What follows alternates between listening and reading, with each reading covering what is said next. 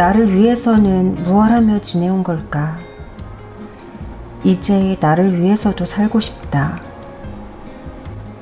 하루하루가 버겁게 느껴졌던 이유는 나의 일상이 목적 없이 분주하기만 했기 때문은 아닐까?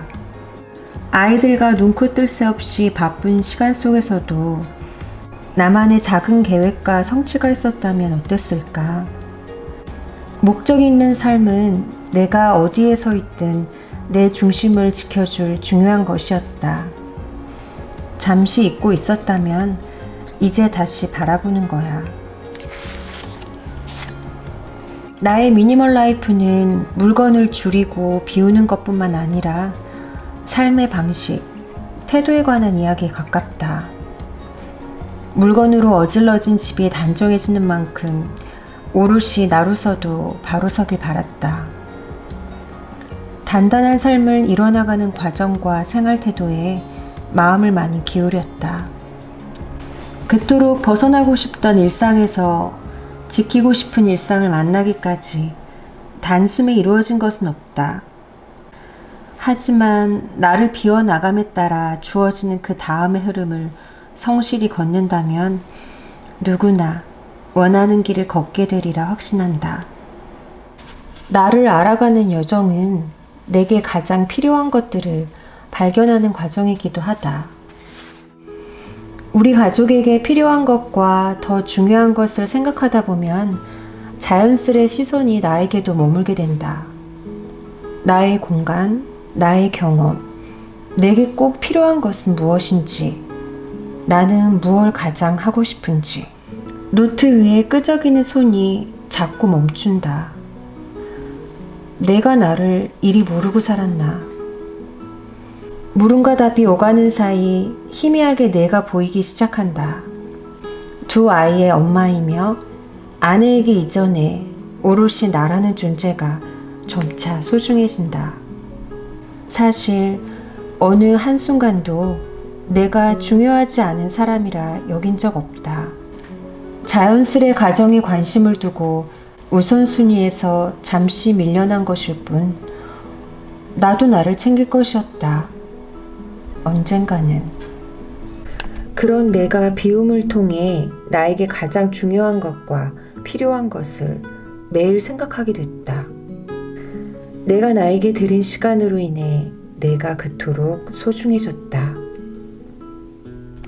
비우고 채우는 과정에서 자연스레 단련된 사색은 나를 알아가고 발견하는 시간이었다. 내가 가장 크게 감사하는 부분이다. 나는 단순히 물건을 잘 비우기 위해서, 적은 물건을 소유하기 위해서 미니멀 라이프를 시작한 것이 아니다.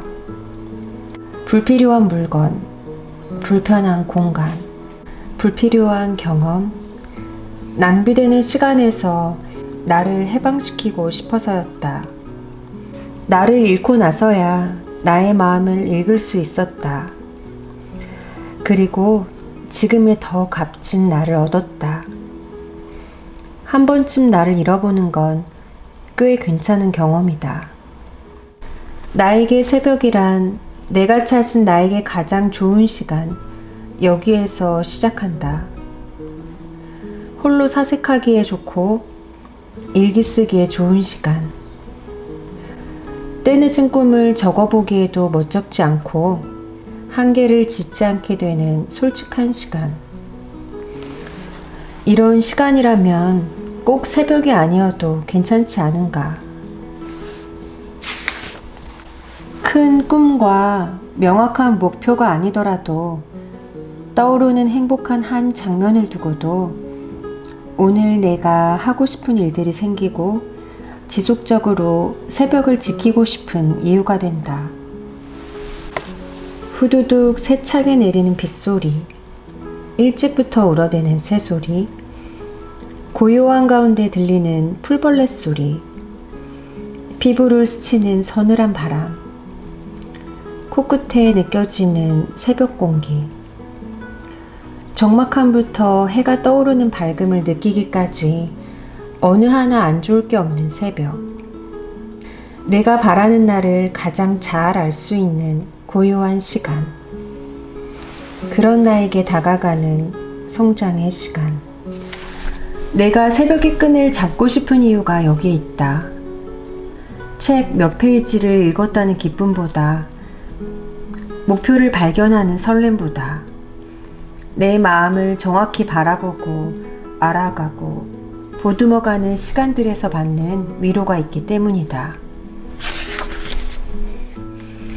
마음이 무거운 날에는 그리 생각하겠다. 그 짐 반으로 덜고 하루를 시작하는 거라고.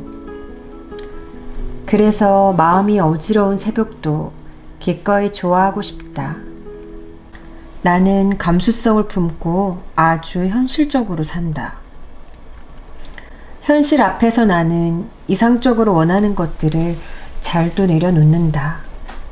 그렇게 몇 해를 보내니 내가 정말 원하는 것이 무엇인지 모르겠더라.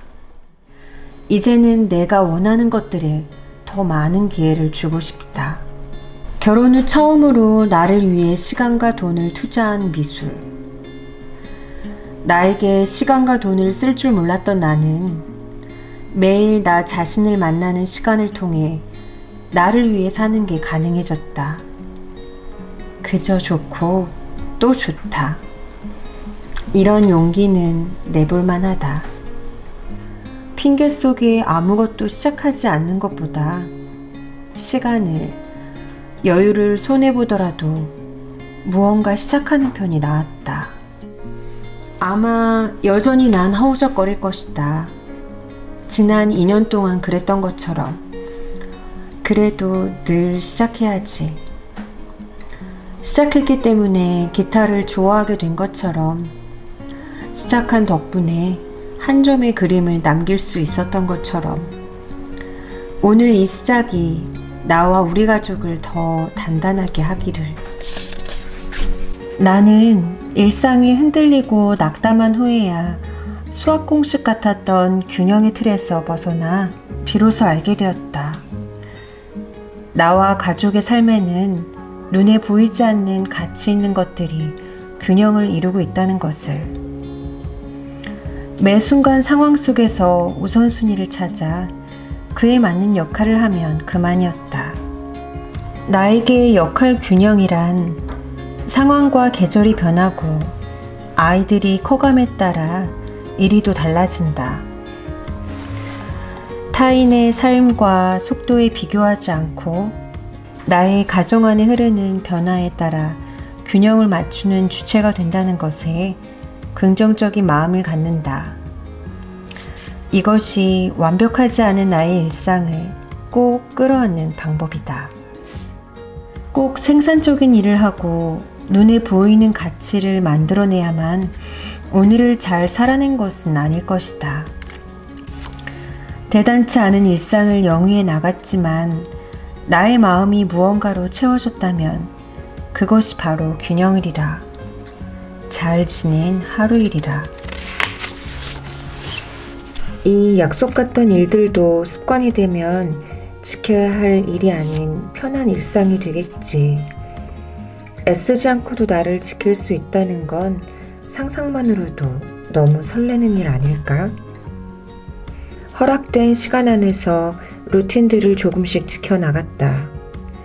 그 당시 나는 뜻하지 않은 날들 속에서 지키고 싶은 일상의 작은 약속을 담담히 지켜나가겠다는 삶의 숙제를 하고 있었는지도 모르겠다.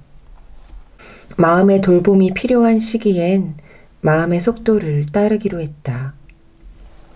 몇 년 후 아이들이 조금 더 크면 지금의 부지런한 삶 말고 여유 있고 느린 삶 속에 나를 만나겠지.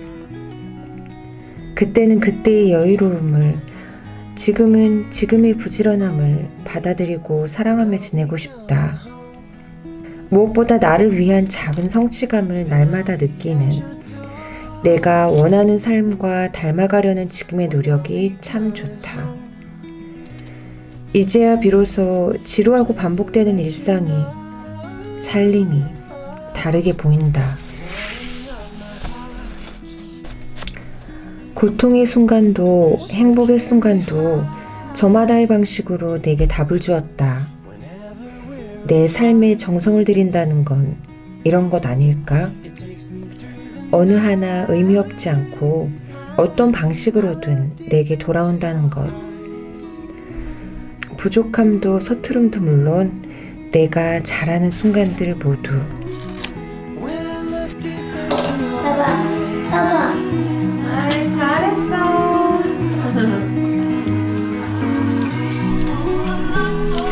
When I'll be coming home.